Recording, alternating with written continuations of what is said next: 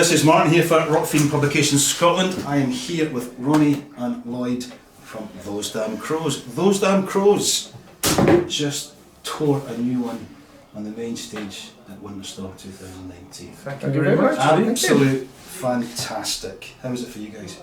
It was great. It was. We love Scotland. We never hide that. We absolutely adore Scotland. Right back from when we came up here supporting bands like King's Lot. Yeah, King Lot and building it from there. We were good friends. I was actually speaking to Chris the other night from the King Lot, because I live quite close, and he was saying that you guys, because they played the Monster Fest. That's right. So they were saying you guys, so big up to Chris and the King Lot.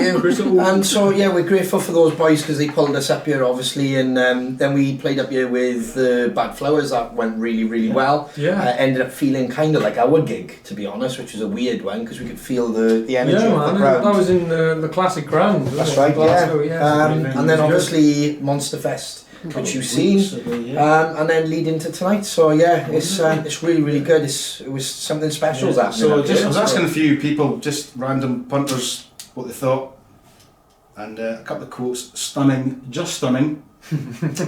Holy shit! I hope that's a good holy shit. Yeah, I hope that's right. About the on stage sound, to be honest. I mean. And the future of British rock is in safe hands. Wow. Well, that's good. Well, I appreciate that. So you guys are doing something right. Yeah, we just tend to kind of come off. We're our own biggest critics. Literally some bands come off and like, man, that was the best show of our lives, and we'll come off and go, right, that could have been better, that could have been this. I don't think we've ever had a perfect show in our lives. Yeah, that's true. And I think that's a good attitude to have. We're always looking to up the game. Well, that's it, you're always good at the last show you played, whether it's the crowd reaction or your own, but you're right, critics. Yeah, your own worst critics and what have you. Yeah, we're really hard on it, and we don't really take in, which we should. Like the crowd tonight were phenomenal. I mean, it was just phenomenal. They were on fire. The Scottish got this thing at the moment as well, which is great, and it kind of starts to make me choke that they're chanting the name after the gig, and I'm a bit like, I don't know, because it's like doing something right. That makes you feel very proud. Because I feel they'll let you know if they don't like you as well. Do you know what I mean? So the Scottish crowd are if they don't like you, they'll soon let you know in a. But those quotes are beautiful. I mean, boys can only do as much as they can do. Shane's running round now. If there's a balcony, he's on it. I noticed that. Yeah, he loves the balcony. He loves a little run around, doesn't he? There's a climbing frame, he's on it. I tell you, your Ronnie doesn't like it either, does he? He doesn't like chasing after him, trying to hold on him on the balcony. I think since he's joined the band, we started the band, and then obviously we started picking up momentum. I think he's broke his ankle. Officially broke his ankle. Broke his ankle. Sprained his ankle. Damaged the bottom of his foot. A few injuries. He had a nasty tumble a couple of weeks ago in Reading. But he got up and show must go on. Absolutely. So preparation for a festival to your own shows, is it pretty much similar, or do you try and? It's a shorter set generally, isn't it? So tonight was a weird one because I think they were running a little bit behind and stuff, so it was a bit panicky on the stage. We didn't really get the sound check, as anyone's seen. There was no line check, so it was a case of and off we went, and it was like, whoa. So you're adjusting it on the fly and trying to kind of put on a show at the same time. So it's really hard, but you just got to get on with it. There's no point in complaining about it.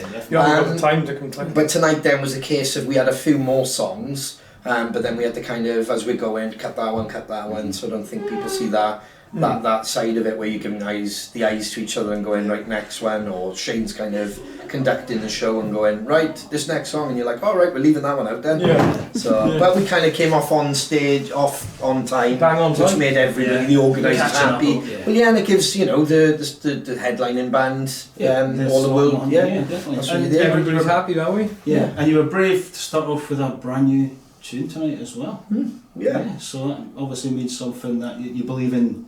And stuff like that. We did it for Donington. We did. So basically, when we got the play download in June, we just I think it was a couple of days before we basically decided to we normally open with Don't Give a Damn, Yeah. and we decided to open with Who did it? Yeah. so we did that on the Thursday night in the courtyard, and the place started bouncing, even though people didn't know there's no song out. So they started bouncing, we felt the vibe, and then Shane... We went back to the hotel, and Shane woke up in the morning, he said, I don't feel we can open with anything else but the new one. The management were like, whoa, it's a risk. Yeah. But it worked, because it kind of sets the pace of, this is who we are now as a band, this is the next record. Don't Give a Damn is in there, it's there, it's being played on Planet Rocks, it's great. Exactly. But to come in now with that one, it kind of bounces, it shows, shows what the future got to go And for. obviously, starting the new song, there's obviously a new album coming out in February. You guys Yes. must be quite stoked about it. It's been in the can for a while now, you just want to get it out and then... It's a very exciting time for us all, all of us in the band and fans of the band and everybody around the band is very exciting, and you can pre-order it. You haven't got to wait until the release date. Pre-order it, everyone. Pre-order it. Yes, Euric.com/TDC. And I'm sure I'll have copies of our CDs at the shows in the future as well. So. And vinyls. Excellent. And vinyl this time. Yeah, but pre-order the records, because the sales at the moment are fantastic. Yeah. So yeah. You just keep waking up every morning and seeing how many we sold. We kind of get it in drips and drabs. So we'll get the feedback off the label, and the label are like proper happy at the moment. So we just keep our heads down, to be honest. We don't really think about it too much. Yeah. And we just kind of think on to the next show and what can we do better. So talking of the new album, I've got an obsessive curiosity to how bands write songs and lyrics and what have you. Is it lyrics first, music first? What's sort of topics, inspirations for songs on the new album? Is it Shane the main writer of the songs? Shane and Ron. And Ronnie as well? Yeah, it's a bit of everything. I mean, myself and Shane, we work really, really well together. The boys will bring ideas as well, which is great. But myself and Shane got a vibe going. Shane can bring ideas to the table on his own as well. I mean, with this record more than the other one, I did a lot of lyrics and stuff like that. But then Shane kind of came in and changed them and evolved it, which was really, really interesting, and it helped my vision with writing. So he's helped me as well. Then he looked at some stuff I would do, and it's it's great to bounce. It's really, really good. Yeah. I mean, I could come in with him and say a topic, which we did with Say It, back on the old record, and then all of a sudden we've got a whole song going. So it can start with a drum pattern, it can start with a vocal line, it can start with a bass. We've even had WhatsApp messages with the boys playing on kids' guitars. And there's a song come from it. So I think it's quite a creative band. So I don't think we ever have a problem with the writing. Shane's always writing anyway. He's always got that thought process. It's always, you have an album ready to go, but you're still thinking. Yeah, and lyrically, I've learned a lot off him. So the way I would write personally, the boys don't really write melody lines. No. If I write a hook melody-wise, it'll always be something that I can kind of hear the tune. And then the lyrics will be very basic or hooky. It's quite quite simplistic. With Shane's style of writing, it's very it's a full-on songwriter. So he does tell a story. He's a storyteller. So So I'm learning a lot of that with him. Because at first I'd be like, oh, you're not repeating that, or you're not doing this. But then when you kind of sit down and you hear the full of it, you kind of go, wow, I need to look more in that direction. You're learning off of him. Very much so. Yeah. Well, I think there's only a few people who do it in rock. But then he will mix it up, so he knows when to kind of tame that and kind of repeat something, so we get a real good vibe off the crowd.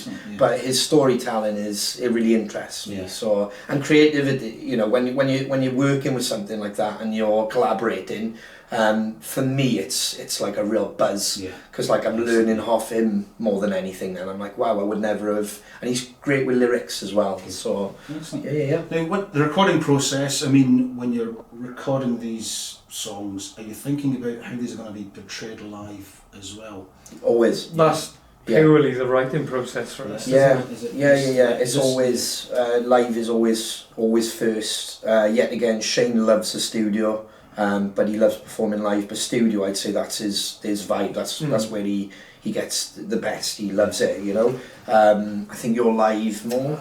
I love the studio, but I'm alive. I'm alive. I'm not sure on Shiner because it changes, and Dave I think prefers live.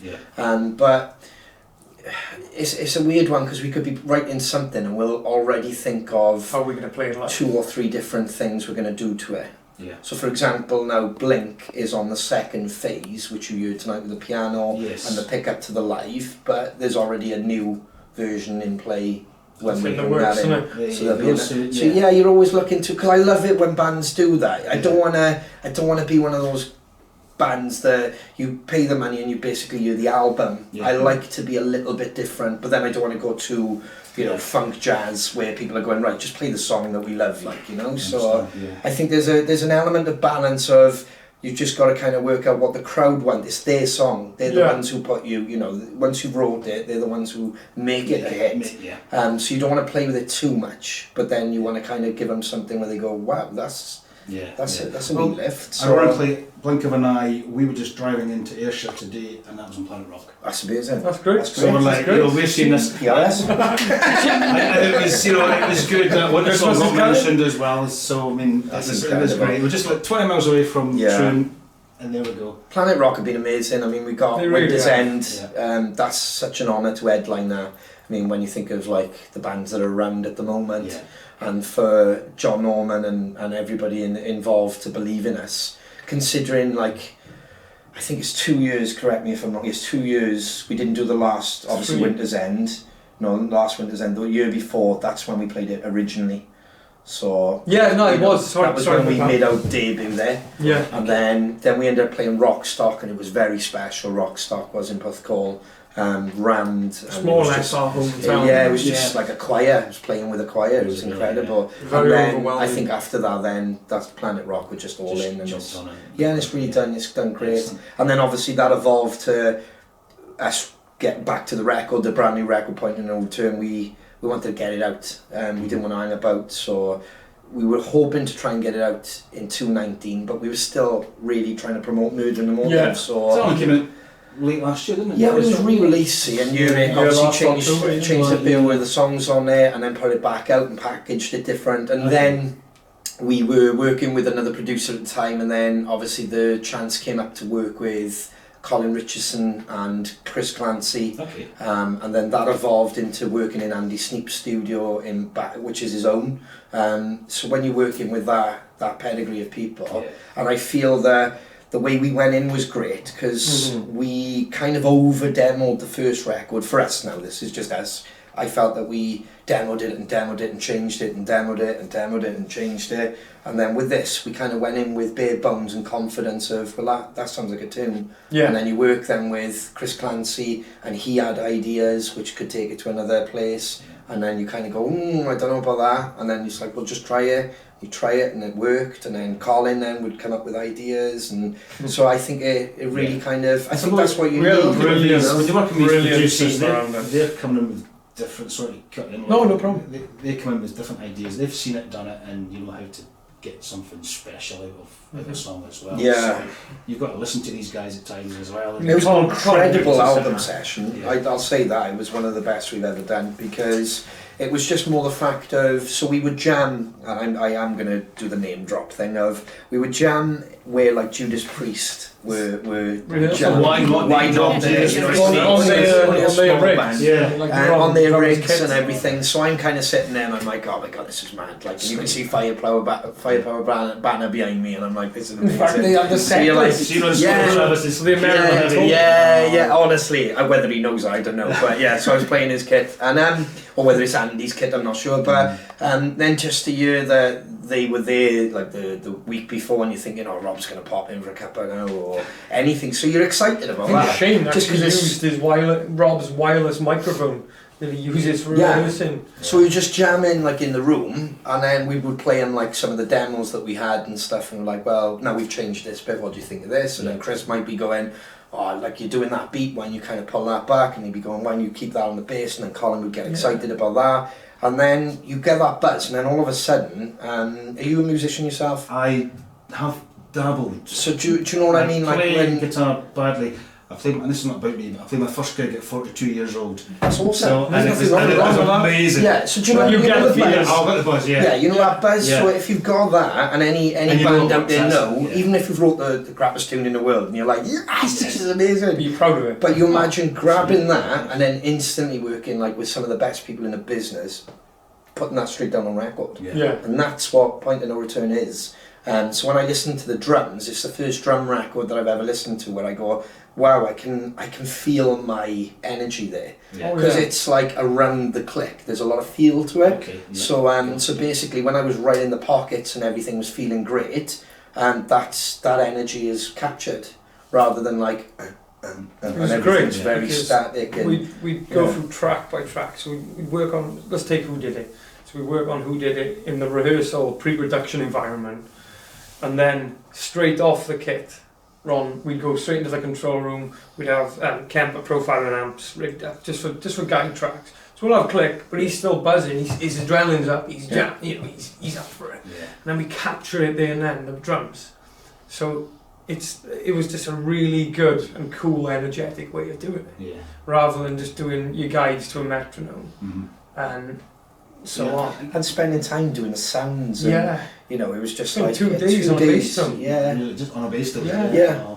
Yeah, and moving I stuff. thought there was so many tones on a bass. I know. There's only 4 strings. It's brilliant. It's incredible, isn't it? It's incredible. But genuinely, it made a difference. It made a difference because you're kind of like, you know. And I think that's another thing. Like bands go in, they record, and it's done. But we wanted to spend a bit more time on it. You know, something to kind of go. No, well, let's make this the best it can be. I think and I think working with Chris and Colin was like. That's it. A lot of producers have their go-to. Oh, I know what to do there. I'll give you that guitar sound. But on this record, like, having Colin, Andy, and Chris with us, I think they wanted to break the boundaries and they didn't want to play it safe. Yeah. So they wanted to, let's spend this time. The devil is in the detail. Yeah. So, and it's a bit mad. Like these are people who've recorded like bands, you know, thrash bands, Slipknot, and you're just like Machine. And then we're there, you know. It's a rock band, so we were like, it's really interesting, but their passion was rock. Yeah. That's what they said. Everybody always puts them in the category of thrash metal or hardcore metal or metal.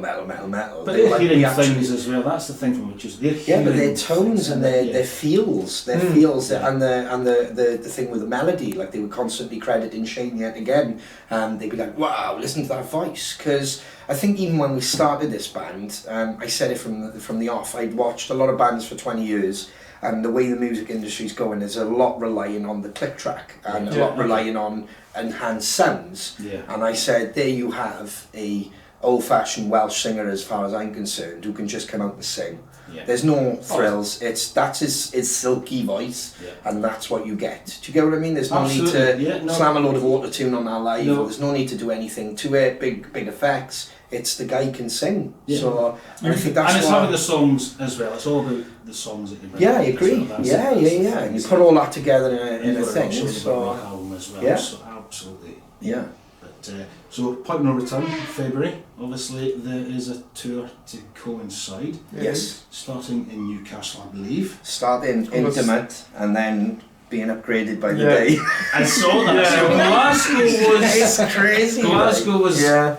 Attic, been upgraded to Cat House, and I did hear that it's doing really well. So if it keeps selling, we don't know when it's going. Buy the tickets, go and see them in February. In our defence, the plan was sit down with management and the agent. They had a great plan. We were going to play a little intimate tour, give a little sneak of the new album, and then possibly follow it up or go on support tours. We were still doing support, still always looking at supporting. But we did the headline thing, and it just. They were like, wow, tickets are like... People have really caught on to it. And then it was the constant abuse we were getting then as well, wasn't it? Why you put it in a small venue? Because I know... We were just trying to stay humble. I know, at Rockfiend we saw those damn crows playing the Attic.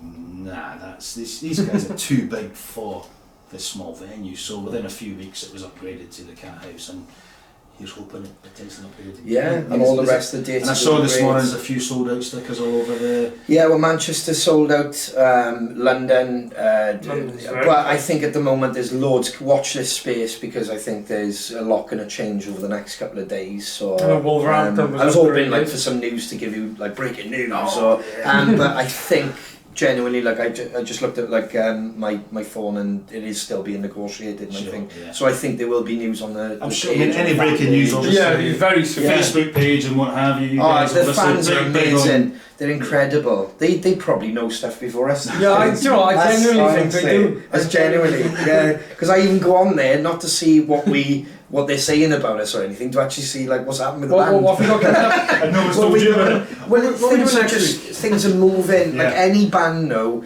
and I'll give it to the advice of any band on the app. Just be prepared. Just keep writing. Do everything, because when the roller coaster starts going, you genuinely strap in because you're on it, and you've got to keep that momentum going. Like, you know, you can't just take the foot off the gas and go, "Oh, we'll have a break now," or you've got to keep it going because you're yesterday's news. Of course. I mean, you know, we started off first on the bill, and people not knowing who we are.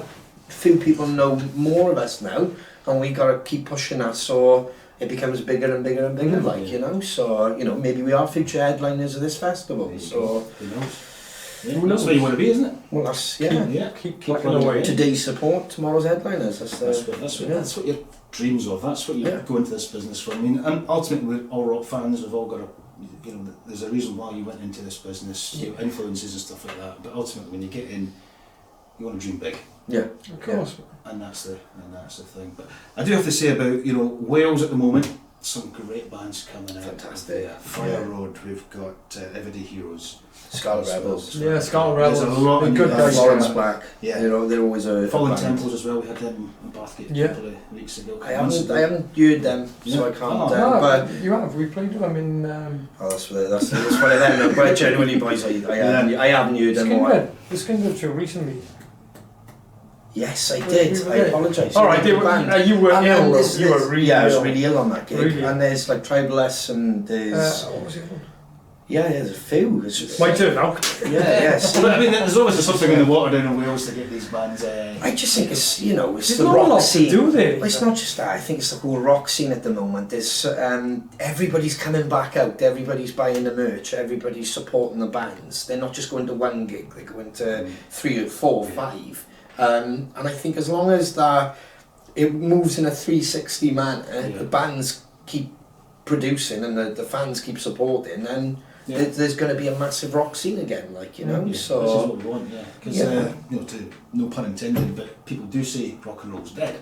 Yeah, you know, well, that's what from my mum rock fans and what have you, but you know what? It's not there. It's alive and kicking. Go out, support your local bands, support the local venues. Well, I think, like everybody knows, we were one of the first to do the whole like rock and roll ain't dead and the hashtag, and now a lot of other bands are adapting now, which is kind of a compliment, like, you know. But we seen it ages ago. We just seen the problem. It's just people needed to come back out again, and the internet is a powerful thing, but it also become a negative thing as well. So guys, look, I've got to thank you very much for your time. I know you guys are heading back down to South Wales tonight, so safe travels. Yeah, nice 8-10 hour journey. And we hope to just see like you. the States quicker. Yes, come and see us on tour. Buy the record. Pre-order the album. /TDC. Boom. Wonderful. Keep us on the road. Happy days. Thank you very much. Thank you very much. I appreciate that. Thank you.